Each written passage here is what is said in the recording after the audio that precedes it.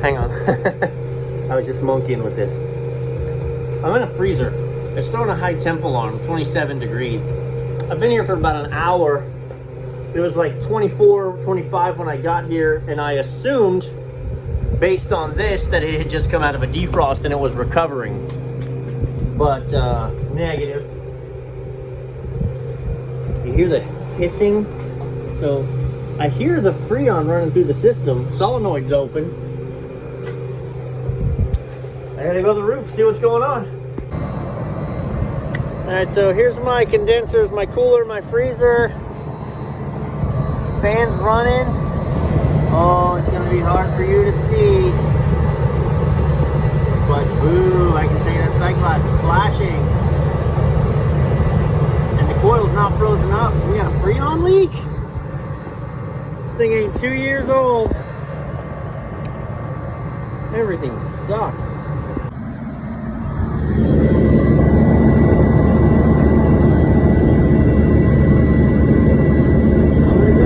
Gauges on it.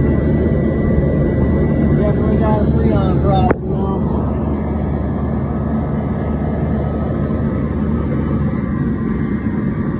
Oil looks okay. Not amazing, but not terrible.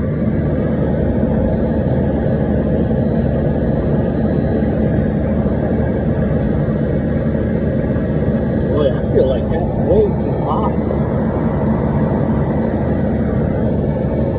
Like we're getting good cooling in the condenser. Let me tap in right here and see what we got before I start screaming leak. The sky is falling.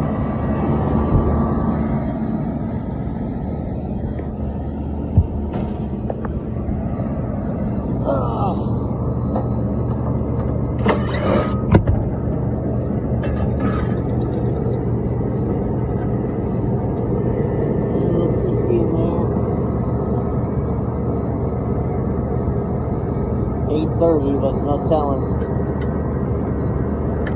Oh wow, that doesn't spin worth a hoot. Like I'm struggling to manually spin that. Holy smokes. Okay, that's not right. Alright, so when I kicked it out, now it's going to be in a time delay. But no, I got to replace that clock.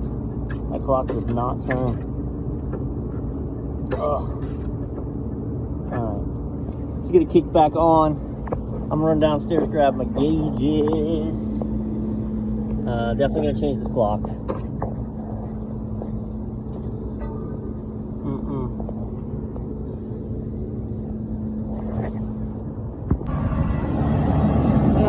I don't see any evidence of oil or a leak at these ports, but I am gonna point out that there's no gasket in there.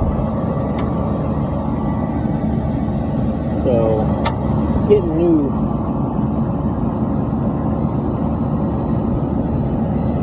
I'm not going to blame that leak on that for sure. But, alright, immediate snapshot. Head pressure's actually okay. A little low. But our suction pressure for sure. Alright, we're running 404. So we want to be running more like 25 PSI. That'll give us a negative, negative 10, negative 12 degree coil. Running this low, you're going to be cycling on and off on the low pressure control.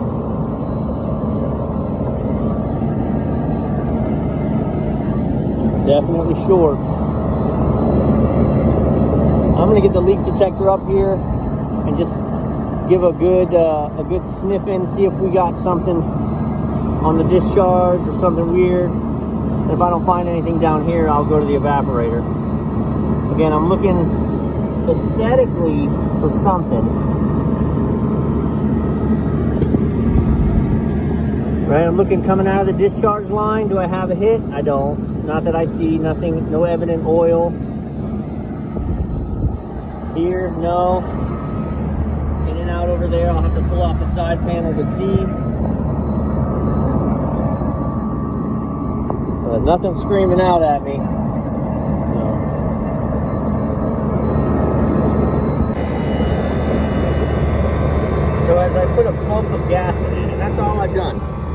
solenoid just did that. You can definitely see it.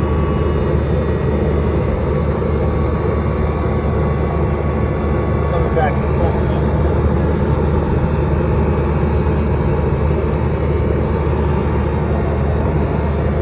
Let's give that a second. Level, boy, that was half a pound. Man, that was tough. What scares me about only being short about a half a pound is if it's only lost that little bit over the time here to there.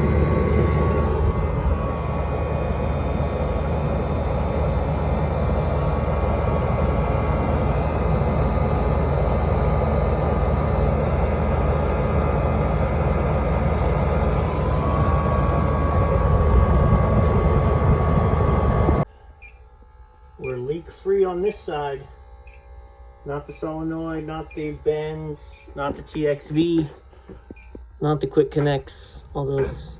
So this one like looked a little sketch to me, like it looks like, but I think that's just still the oil they used when they made the connection.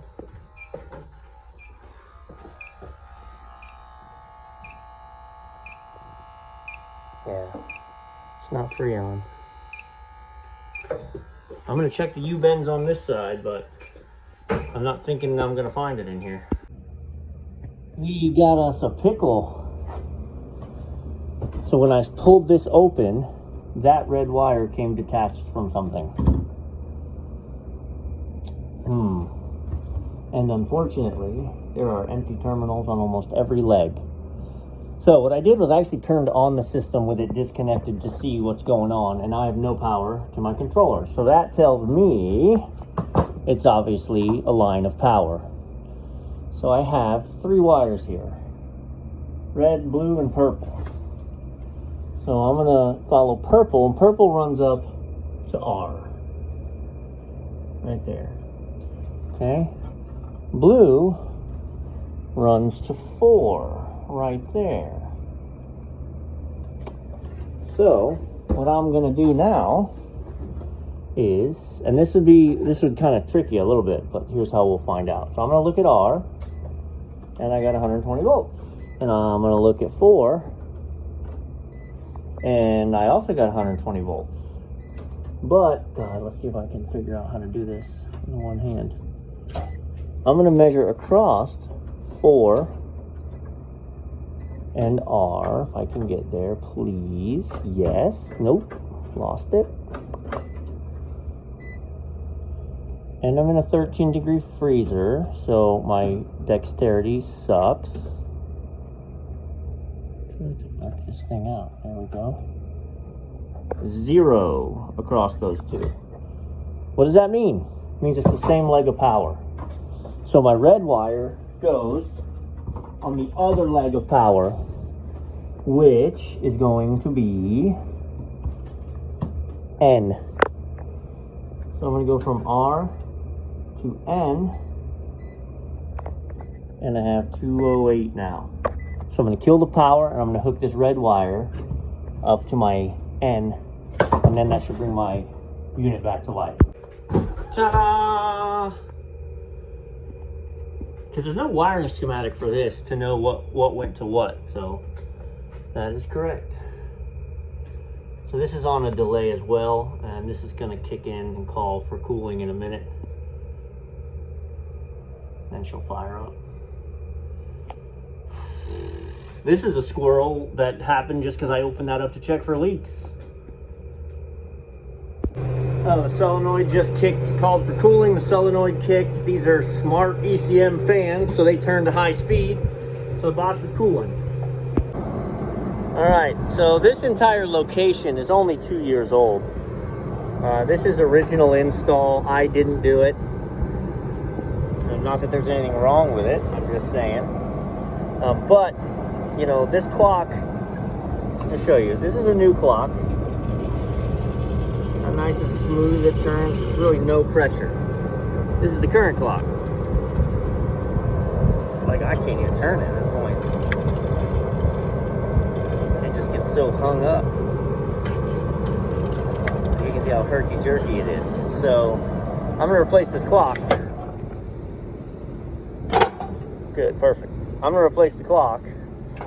But part of the reason it's so, look at all this dust in here and just crap that's gotten into the panel. And because this doesn't have a door on it, you know, it's allowed to get into the clock and gum it up. So I'm gonna take this whole box off and see if I can't. What I would normally do is just cheat this. And I know I said this in another video, like, hey, they bought the whole thing, give them the whole thing. But this is not a cheating issue. If all I had to do is replace the board, then I could swing out the green panels right here. Let's see. Wait, there we go. Right, you can pull this board out and down and just put a new board in its place, and then play wire for wire, swapping them out. All right.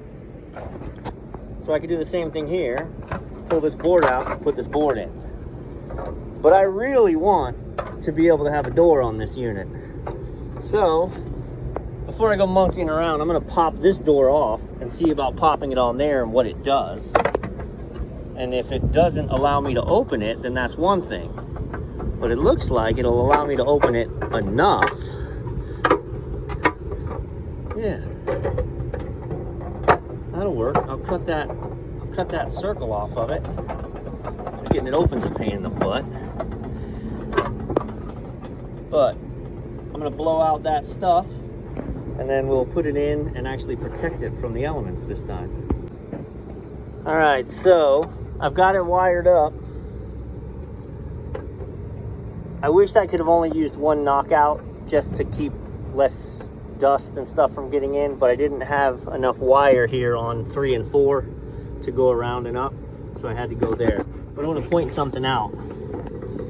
Across 1 and 2, there needs to be a jumper.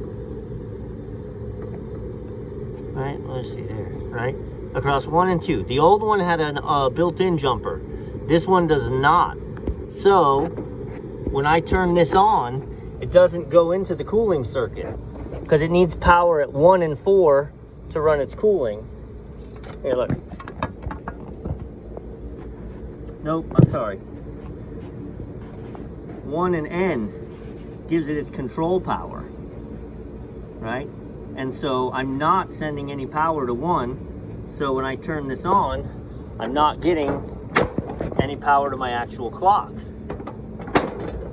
So we make a jumper, hook that up, then our clock will come to life. We got a little jumper in place. Now let me get in the sun, see if we can turn it on. If we don't, hey, yep, click, click, little relay started, green light. In a few minutes, the delay is gonna allow the system to come on.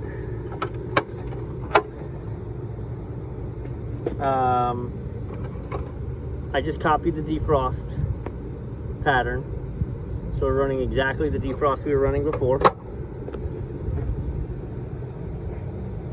We're gonna let it kick on, pull down. Again, don't like this.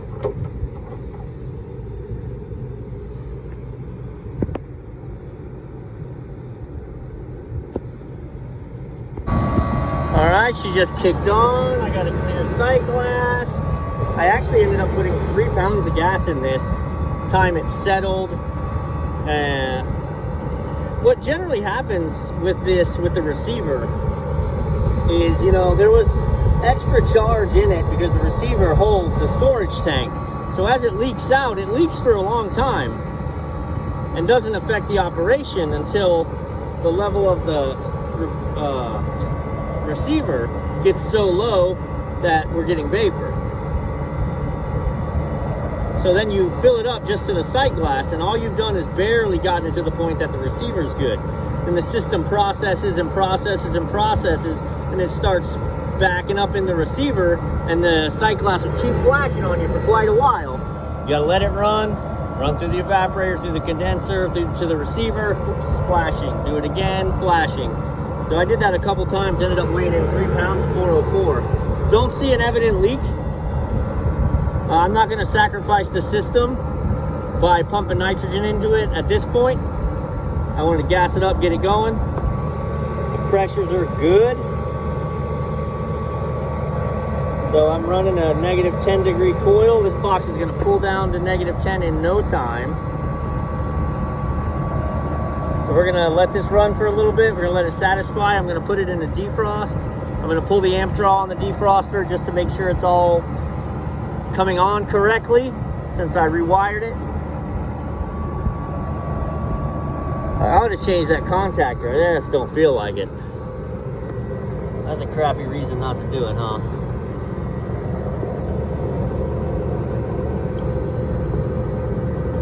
Let's take a look inside.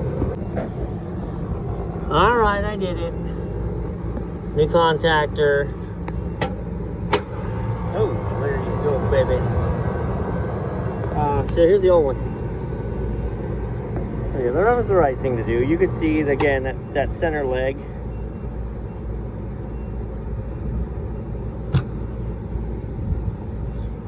Pretty burnt and pitted on all of them.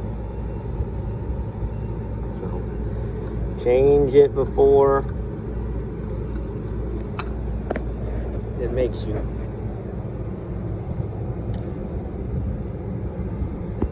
Well, we're here to do it all. 5 microfarad run capacitor, 3.25. This girl's getting a total makeover today. New capacitor, 0.82 on the fan. It's allowed to be 1.1.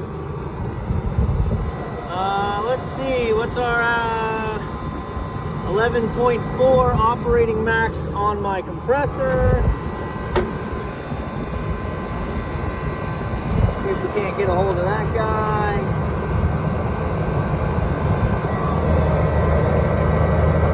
Yeah, so looking good. Clear sight class. Perfect refrigerant levels, running a negative 10 coil. Mechanics are good. I got to get 2 new caps with rubber gaskets. We're buttoning this thing up. Negative 3.7. Yowza. Done.